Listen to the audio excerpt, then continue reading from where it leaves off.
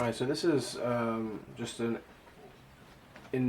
explanation as to why Impromptu 1 is such an appropriate impromptu to begin the Opus 90 four impromptus of Schubert.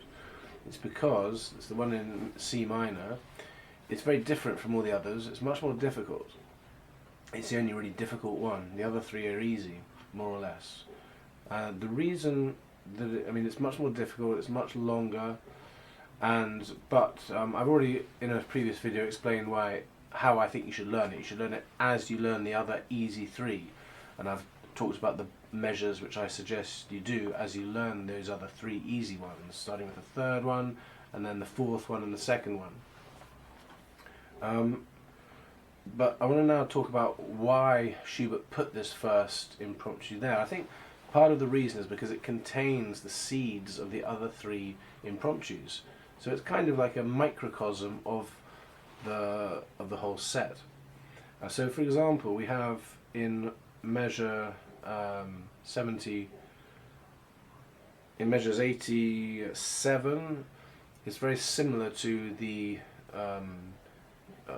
to the B section of the fourth impromptu. And then we have in measure 139, it's very similar to the second impromptu and bar 83 of that impromptu. And then also we have a similarity, of course, with the third impromptu in measures from measure 41, where the rolling arpeggios in the left hand in a sort of song-like way, in a very Schubertian way. So I just want to go through those parts. So let's start with the with that song-like part, and I'll just show you how it's similar to the third impromptu. So I'm starting from measure 40. Measure from 41. Okay, so let's look like this.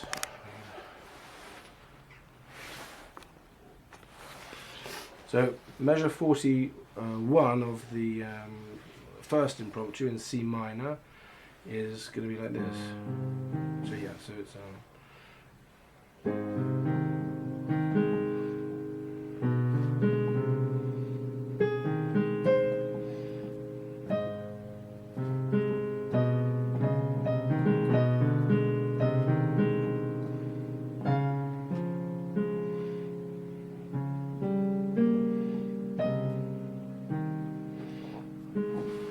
which is of course similar to the third impromptu.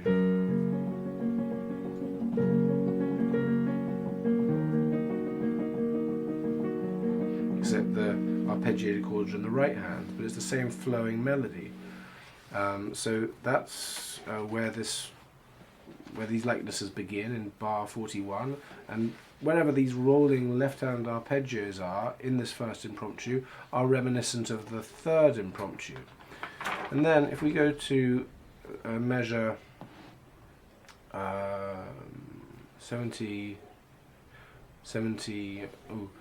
measure 87, we have this, which is reminiscent of the fourth impromptu in the B section, the chordal section. So let me just play this. So it's this.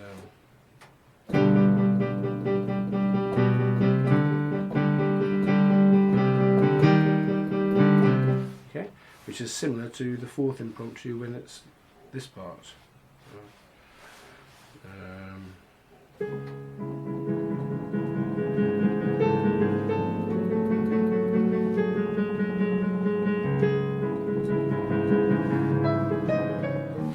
Okay, the same. Again, it's not the right hand doing the repeated chords, but it's the left hand. Okay. But it's the same mood, very similar to that part of the fourth impromptu. And actually, interestingly, in measure 74, it's fairly similar to another part of the fourth impromptu. It's the part in the which is like this in measure 74. It's this part here. I'm just going to play it.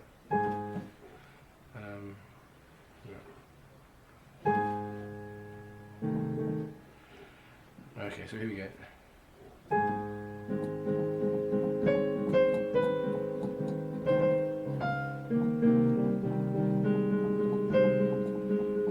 Okay, this part here. This part is similar to this part of the fourth impromptu.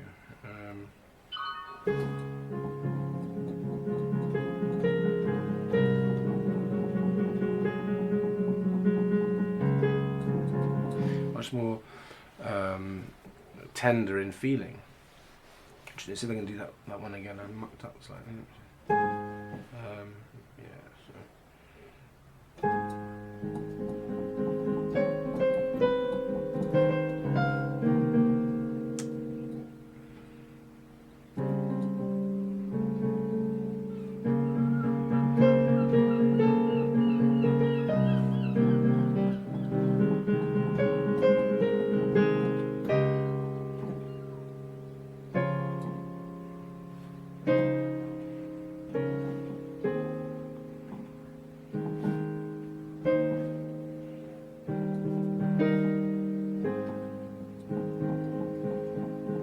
Sounds like this.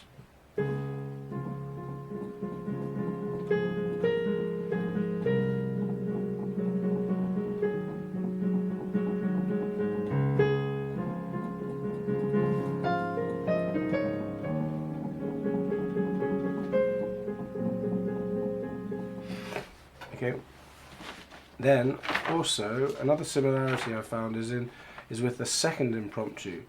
And that would be from measure 138, really, where it's this part in the first impromptu.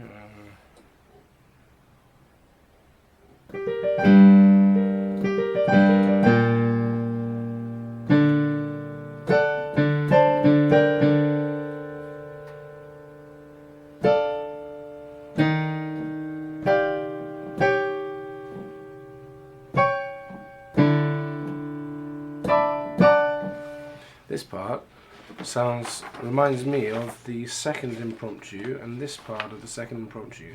It's the measures 83 anyway, so it'd be this part here. Sorry.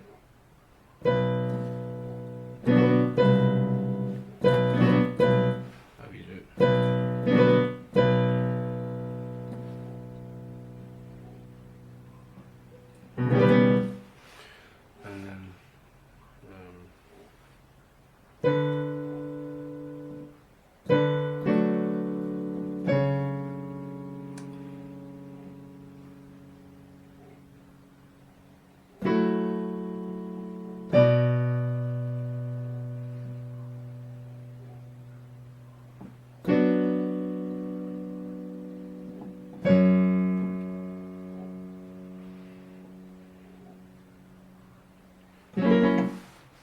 That sounds like those bars of the first impromptu, 139 from 138. In that same arresting sort of way, which is described as ben marcato, I think it is, or I'm not sure how you pronounce the Italian. Ben marcato. It's a measure 83 anyway. So that first impromptu encapsulates the whole of the set of impromptus, and I think that's why I prefer to look at these four impromptus as being a set of four that Schubert composed,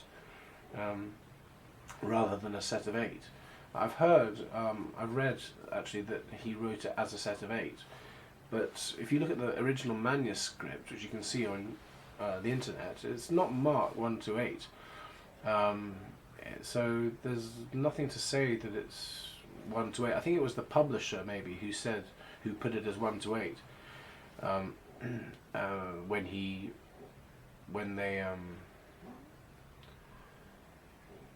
they came out. Maybe they came out, I think, in December of of 1828. No, sorry, of 1827, and that would have been the first 4, and I don't think it would have been. It might have been printed as 8, without the other 4, because we know that the other 4, Opus 142, D935, is posthumous, so it wasn't published in Schubert's lifetime. But the publishing company might have marked them as 8 impromptus, nevertheless, so that the public was waiting for the next 4 to come. But I don't think that was Schubert's intention, although he might have let that happen. But I think that it was his intention to have these 4 as a single entity, because they all 4 are encapsulated in that first impromptu, in a way that the other 4 are not in that first impromptu, and I think that it would not have been what Schubert wanted. I think that Schubert's intention was to just do 4, but the publisher maybe put 8 down. But I haven't actually found any evidence that the publisher did publish them as 8. Although if you look at the original manuscript, there is a number 8, very faintly written there. But it doesn't look like Schubert's writing, and it's very faint. So I think that was some other person has put that. Anyway, it's just very interesting that all the elements of all the other 3 impromptus, number 2, 3, and 4, in this first set of impromptus, D899, are in sort of in a micro form in that first impromptu. Okay, so that's an interesting thought.